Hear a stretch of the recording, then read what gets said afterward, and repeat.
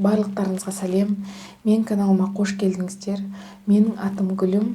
Сіздерге бүгін жүктілік күнтізбесі деген тақырып дайындап қойдым. Бұл не?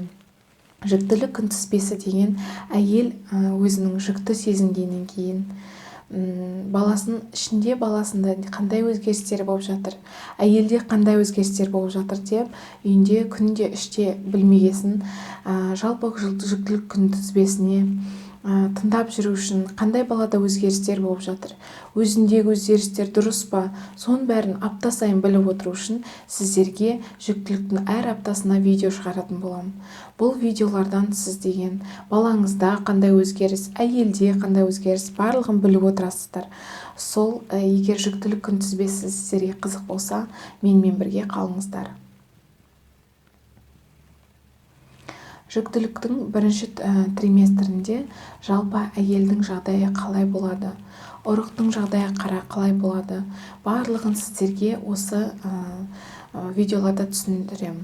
Жалпы бірінші аптадан 13-ші аптаға дейін бірінші триместр болып саналады. Жалпы бірінші триместрде бала дегеніміз күрт өседі, барлық ағзаларының дамитын кезі. Сондықтан әйелдер осы бірінші триместрге аса жауапты қараңыздар. Ал енді 7-ші аптаға жеттік. 7-ші апта дегеніміз триместрдің жартысынан астық деген сөз. Бірінші триместрден. Бірінші триместр дегеніміз бір аптадан 13-ші аптаға дейін созылады. Эмбрионның дамуына келетін болса, эмбрион бізде жақсы дамып жатыр. Мидың негізгі бөлімдері дамып бітті. Яғни осылар келешекте одан әрі дамиды. Енді дамитын нәрселер жүйке жүйесі, жүрек қан тамырлары жақсы жетіліп жатқан кез осы. Аяқ қолдар мен жыныстық бездері әсіресе баяулау дамиды. Ол аяқ қолдары белгіленіп келе жатыр. Жүктіліктің 7-ші аптасында ультрадыбыстық зерттеу, сканерлеу жасайтын болсаңыздар, ұрықты көрінеді, дәл көрінеді. Жүрек соғысының қанша екенін уже анықтауға болады. Жүрегінің ұрысы қанша екенін 180-ге дейін болады көбінесе. Дәрігер егер жақсы көретін болса, бұл ұрыстың нешеу екенін бәрін санап береді. Көптеген болашақ аналар жүктілік кезінде, әсіресе ерте кезеңде бас аурулар болуы мүмкін. Әйелде бас ауруы болған, бұл гормональдық өзгерістерге байланысты. Және де оттегі жетіспеуі мүмкін. Сондықтан оттегі жетіспеуі дегеніміз көбінесе анемия кезінде болады. Жүктілік анемиясы деп болады. Егер сізде анемияны, оны қаяқтан білеміз? Ол жалпы қан анализін тапсыру арқылы білеміз. Яғни гемоглобиннің мөлшері егер 110-нан төмен болса, әрине темір препараттарын қабылдау керек. Темір препараттары олай қалай жұмыс істейді? Ол гемоглобиннің жалпы құрылысына қатысады темір препараттары. Сол арқылы гемоглобин жоғарылайды.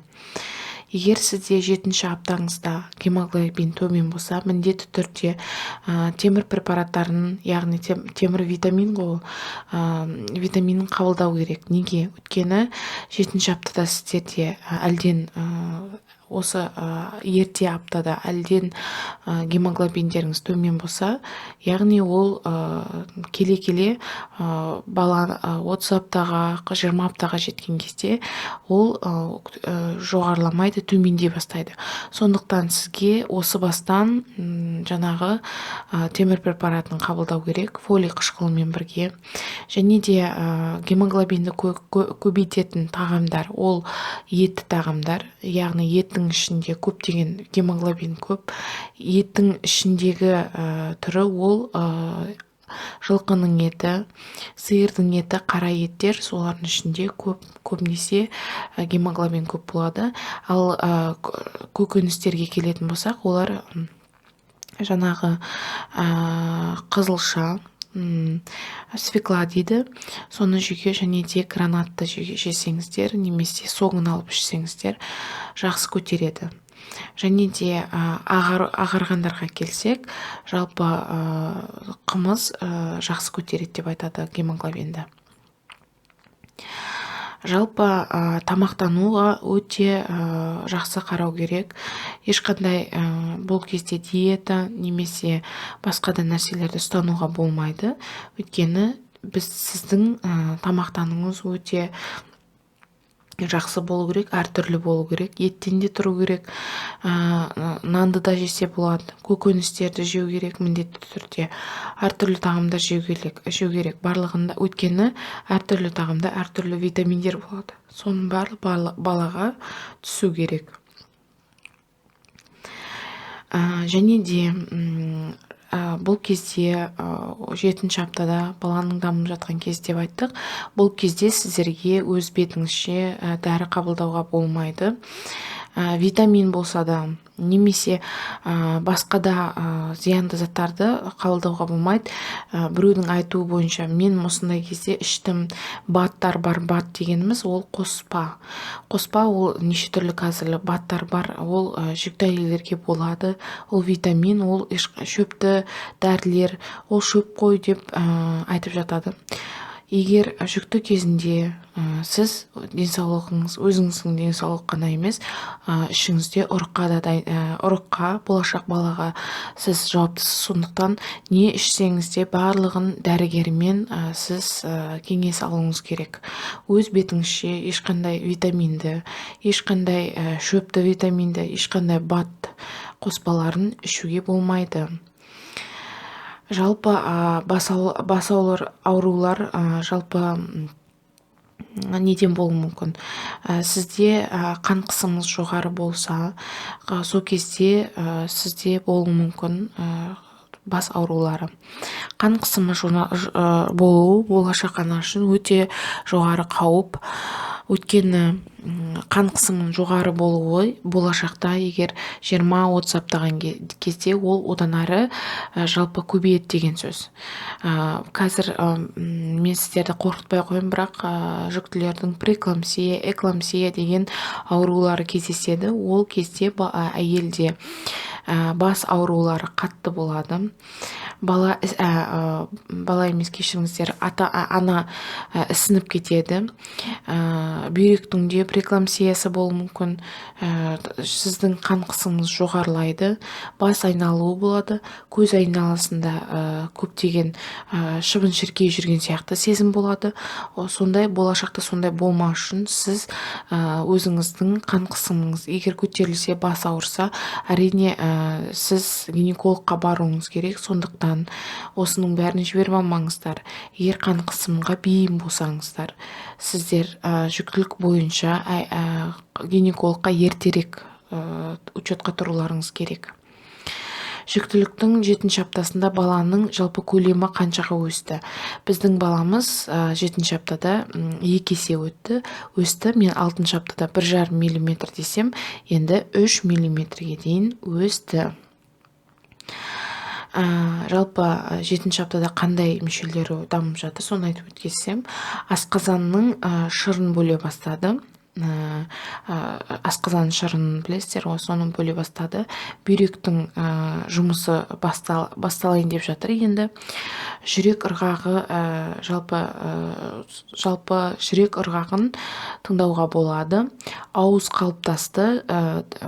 Ауыздағы ерінді егер ұстап көрсе, егер сезімтал ол сезімталдығы пайда болды.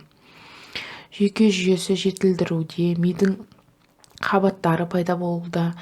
Нейрондық түтіктері енді 30-35 аптаға дейін бала туылғанша нейрондық түтіктері дами береді. Нейрондық түтік дегеніміз барлық қолға, аяққа баратын нервтік жүйесі дамып жатыр баланың. Тыныс алу органдары, трахея, бронхтар, өкпелері дамып жатыр. Эндокринді бездері, ол дегеніміз не? Әйелдерде қыз болса жыныстық безі, ол болса ұлдың жыныстық бездері қалыптасып жатыр. Әлі жұмысын жасап жатқан жоқ, бірақ қалыптасып жатыр. Және де қалқанша безі, бүйрек үсті бездері салынып жатыр. Енді соның макеті салынып жатыр десек те болады. Жалпы қан айналым жүріп жатыр, сондықтан жүрек ұрып жатыр, ол дегеніміз қан айналым жүріп жатыр деген. Осындай 7-ші аптада баламыз осылай өсіп жатыр. Сондықтан егер сіздерде температура болса әйелде, мен видеоның соңында қауіптік белгілерін барлық видеода айтып отыруым міндетті, өйткені 13 аптаға дейін бірінші триместрде түсік болуы, жүктіліктің өзіне өзі үзілуі немесе замерший беременность болуы өте ықтимал, өкінішке орай. Сондықтан барлық белгілерін мен айтып отыруым керек, барлық видеода қайталап. Яғни олар не? Егер астыңыз ауырса, астыңыз ол матка деген сөз, ауырса, немесе сізде өзіңізді жайсыз сезінсеңіз, астыңыздан қан кетсе, бөліністер болса, бөліністің түрі жалпы бөлінеді: қан кету, немесе қоңыр бөліністер, немесе жасыл бөліністер, немесе таза қызыл қоңыр бөліністер. Қоңыр бөлініс дегеніміз ол міндетті түрде жедел жәрдем деген сөз. Ол жалпы күтуді күткізбейтін нәрсе. Егер сіздерде жасыл бөліністер болса, гинекологқа, өзіңіз тұратын жерде гинекологқа барасыз, айтасыз. Иісі болса, жағымсыз иістер, ондай инфекция болған себептен болады, оны емдеу керек. Жалпы одан кейін жалпы бөліністер түссіз, иіссіз болу керек әйелде, орташа болу керек, көп мөлшерде болмау керек. Ол да, егер көп мөлшерде болса, оны да айту керек. Сол 7-ші аптаның күнтізбесі осымен бітті. Келесі 8-ші аптада кездескенше сау болыңыздар.